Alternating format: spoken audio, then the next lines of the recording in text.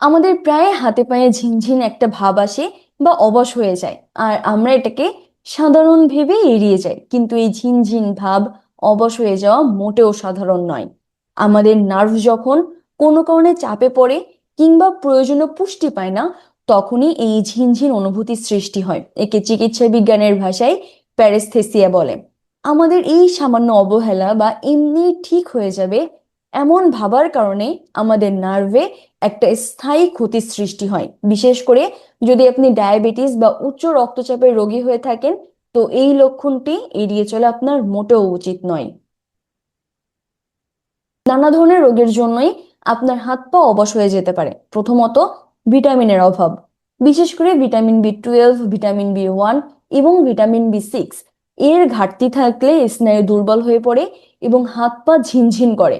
যারা নিরামিষভোজী অর্থাৎ মাছ, মাংস, পেঁয়াজ, রসুন খান না, তাদের মধ্যে এটি বেশি দেখা যায়। দ্বিতীয়ত, ডায়াবেটিক নিউরোপ্যাথি, অর্থাৎ রক্তে সুগার বেশি থাকলে তার শরীরে ছোট ছোট রক্তনালী ও স্নায়ুর ক্ষতি করে, যার ফলে পা এবং হাতের আঙুল অবশ হতে শুরু করে। তৃতীয়ত, নার্ভে চাপ পড়া। দীর্ঘক্ষণ একইভাবে বসে থাকা ঘাড় বা কোমরের হাড়ের সমস্যার কারণে স্নায়ুর উপর চাপ সৃষ্টি করে, যার ফলে একটা অবশ ভাব হতে পারে এবং রক্ত চলাচলের সমস্যা সৃষ্টি হয়। শরীরের নির্দিষ্ট কোনো অংশে রক্ত ঠিক মতো না পৌঁছালে সেই জায়গাটি সাময়িকভাবে অবশ হয়ে যেতে পারে। এরপর কিডনি বা লিভারের সমস্যা সৃষ্টি হয়। শরীরের টক্সিন বা বর্জ্য বেড়ে গেলেও স্নায়ুর উপর তার প্রভাব পড়ে, যার ফলে হাত পা ঝিনঝিন করে বা অবশ হয়ে যেতে পারে। এখানে একটা প্রশ্ন আসে যে, তাহলে কি সব ঝিনঝিনি আমাদের শরীরের জন্য বিপজ্জনক? না, সব ধরনের ঝিনঝিন আমাদের শরীরের জন্য বিপজ্জনক নয়। তো কি লক্ষণ দেখলে আপনাকে ডাক্তারের পরামর্শ নিতে হবে? প্রথমত, শরীরের এক পাশ অবশ হয়ে যাওয়া। যদি হঠাৎ করেই আপনার শরীরের ডান দিক অথবা বাম দিকের যে কোনো একটি পাশ সম্পূর্ণ অবশ অনুভব করেন, তবে এটি স্ট্রোকের পূর্ব লক্ষণ হতে পারে। এমন অবস্থায় দেরি করা আপনার একদমই উচিত নয়। দ্বিতীয়ত, কথা জড়িয়ে যাওয়া বা কথা বলতে সমস্যা হওয়া। যদি ঝিনঝিন বা অবশ ভাবের পাশাপাশি আপনার কথা বলতেও কষ্ট হয়, কথা অস্পষ্ট হয় বা কথা জড়িয়ে যায়, অথবা মুখ নাড়াতে সমস্যা বোধ করেন, তবে এটি গুরুতর সমস্যার সংকেত। তৃতীয়ত, দীর্ঘস্থায়ী ঝিনঝিন ভাব। যদি ঝিনঝিন ভাব সাময়িক না হয়ে টানা কয়েকদিন ধরে চলতে থাকে এবং সাধারণ ওষুধ খাওয়ার পরেও কোনো উন্নতি না হয়, তবে বুঝতে হবে এটি একটি গভীর সমস্যার কারণ হতে পারে। এরপর আসে মাংসপেশির দুর্বলতা। আপনার হাত বা পায়ের পেশির শক্তি কমে যায়, যার ফলে কোনো কিছু হাত দিয়ে ধরতে সমস্যা হয় কিংবা হাঁটতে গেলে পা দুর্বল লাগে। তো এই লক্ষণগুলো দেখা দিলে ঘরোয়া চিকিৎসার উপর নির্ভর না করে সরাসরি একজন নিউরোলজিস্টের পরামর্শ নিন।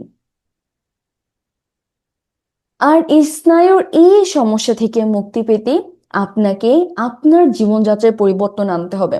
আর তার জন্য প্রথমেই আপনাকে পুষ্টিকর খাবার খেতে হবে। এই জন্য আপনার খাদ্য তালিকায় দুধ, ডিম, মাছ, কলিজা এবং সবুজ শাকসবজি রাখুন, যা ভিটামিন বি এর যোগান দেবে।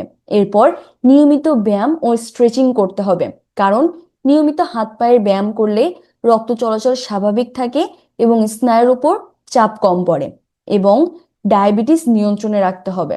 আপনি যদি ডায়াবেটিক রোগী হন, তবে সুগার নিয়ন্ত্রণে রাখা আপনার প্রথম কাজ। এটি স্নায়ুর গুরুতর ক্ষতি হওয়া রোধ করে। এছাড়াও সবসময় ঘাড় ও মেরুদণ্ড সোজা রাখা লাগবে, কারণ দীর্ঘক্ষণ কম্পিউটারে কাজ করা বা নিচু হয়ে ফোন চালানোর সময় ঘাড় ও মেরুদণ্ডের সমস্যার সৃষ্টি হয়।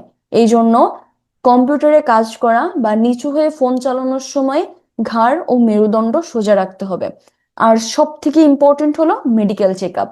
বারবার এমন হলে চিকিৎসকের পরামর্শে রক্ত পরীক্ষা, ভিটামিন বি 12 লেভেল বা স্নায়ুর পরীক্ষা করানো আপনার একান্ত কর্তব্য। মনে রাখবেন, স্নায়ুর সমস্যা যত দ্রুত ধরা পড়বে, নিরাময়ের সম্ভাবনা তত বেশি থাকবে। অবহেলা করলে স্নায়ুর ক্ষতি স্থায়ী হবে, যা পরবর্তীতে পঙ্গুত্বের কারণ হতে পারে। ধন্যবাদ সবাইকে।